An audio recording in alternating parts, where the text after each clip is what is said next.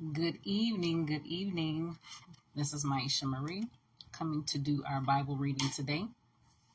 I'm going to be reading for us Exodus chapter 5 and Exodus chapter 6. I was going to let my music to continue to play, but since I got in trouble before with no music playing, we're not going to risk that today.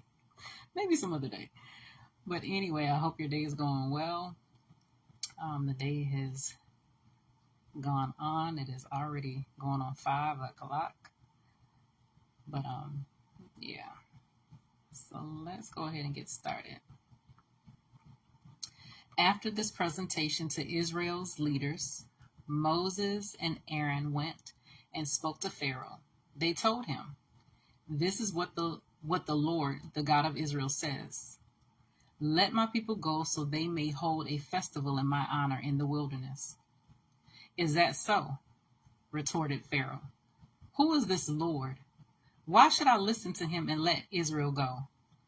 I don't know the Lord, and I will not let Israel go." But Aaron and Moses persisted. "The God of the Hebrews has met with us," they declared. "So let us take a 3-day journey into the wilderness so we can offer sacrifices to the Lord our God. If we don't, he will kill us with a plague or with the sword."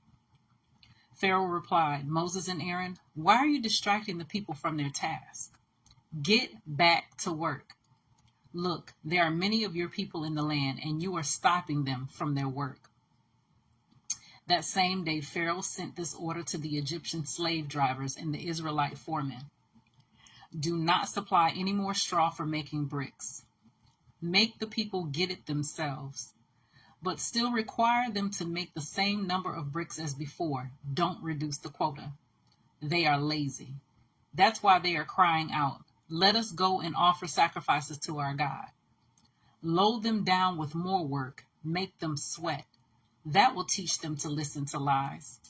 So the slave drivers and foremen went out and told the people, "This is what Pharaoh says. I will not provide any more straw for you. Go and get it yourselves. Find it wherever you can, but you must produce just as many bricks as before." So the people scattered throughout the land of Egypt in search of stubble to use as straw. Meanwhile, the Egyptian slave drivers continued to push hard. "Meet your daily quota of bricks, just as you did when we provided you with straw," they demanded. Then they whipped the Israelite foremen they had put in charge of the work crews. "Why haven't you met your quotas either yesterday or today?" they demanded. So the Israelite foreman went to Pharaoh and pleaded with him. "Please, don't treat your servants like this," they begged. "We are given no straw, but the slave drivers still demand, 'Make bricks.' We are being beaten, but it isn't our fault. Your own people are to blame." But Pharaoh shouted, "You're just lazy. Lazy. That's why you're saying, 'Let us go and offer sacrifices to the Lord.' Now get back to work. No straw will be given to you, but you must still produce the full quota of bricks." The Israelite foremen could see that they were in serious trouble when they were told, "You must not reduce the number of bricks you make each day." As they left Pharaoh's court, they confronted Moses and Aaron, who were waiting outside for them.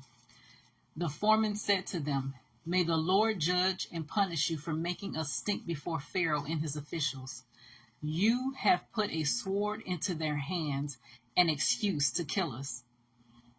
Then Moses went back to the Lord and protested, "Why have you brought all this trouble on your own people, Lord?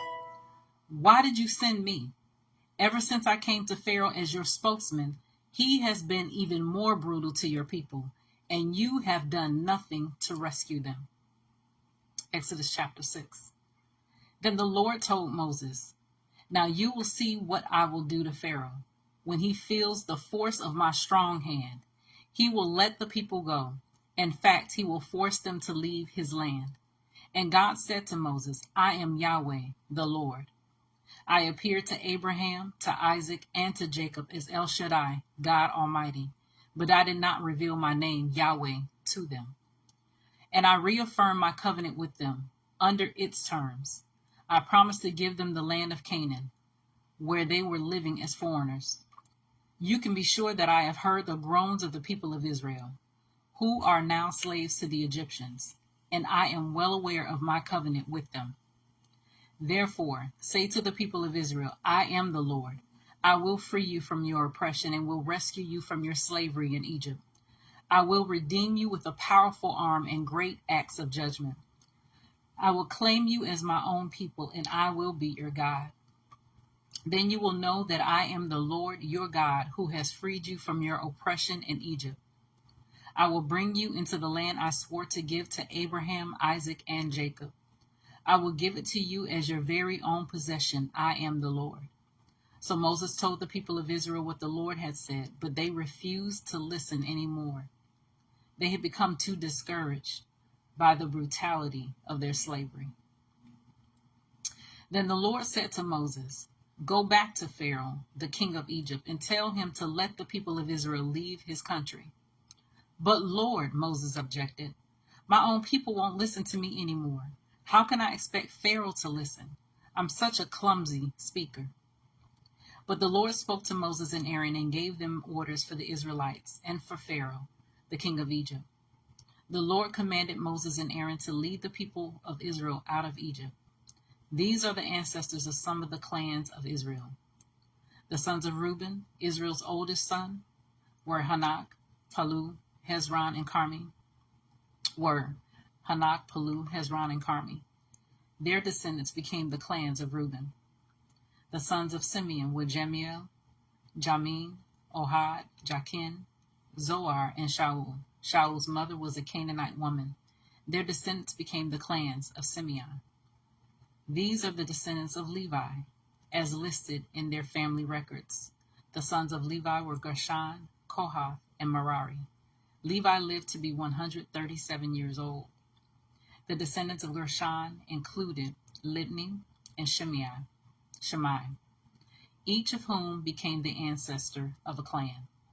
The descendants of Kohath included Amram, Izhar, Hebron, and Uzziel. Kohath lived to be 133 years old. The descendants of Merari included Mahli and Mushai. These are the clans of the Levites, as listed in their family records. Amram married his father's sister, Jochebed, and she gave birth to his sons Aaron and Moses. Amram lived to be 137 years old. The sons of Izhar were Korath, Nepheg, and Zikri. The sons of Uzziel were Mishael, Elzaphan, and Sithri. Aaron married Elisheba, the daughter of Amminadab, and the sister of Nahshon, and she gave birth to his sons Nadab, Abihu, Eleazar, and Ithamar. The sons of Korah were Asir, Elkanah, and Abiasaph. Their descendants became the clans of Korah. Eleazar, son of Aaron, married one of the daughters of Putiel, and she gave birth to his son Phinehas. These are the ancestors of the Levite families, listed according to their clans. The Aaron and Moses' name in this list are the same ones to whom the Lord said, Lead the people of Israel out of the land of Egypt like an army. It was Moses and Aaron who spoke to Pharaoh, the king of Egypt, about leading the people of Israel out of Egypt. When the Lord spoke to Moses in the land of Egypt, he said to him, I am the Lord. Tell Pharaoh, the king of Egypt, everything I am telling you. But Moses argued with the Lord, saying, I can't do it. I'm such a clumsy speaker. Why should Pharaoh listen to me? Moses said he was a clumsy speaker. Exodus chapter 5 and Exodus chapter 6 were the chapters that we read today from the New Living Translation.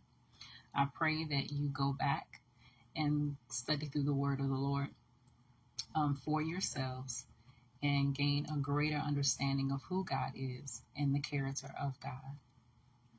You guys take care. Have an amazing weekend. And Lord willing, we'll see each other on Monday.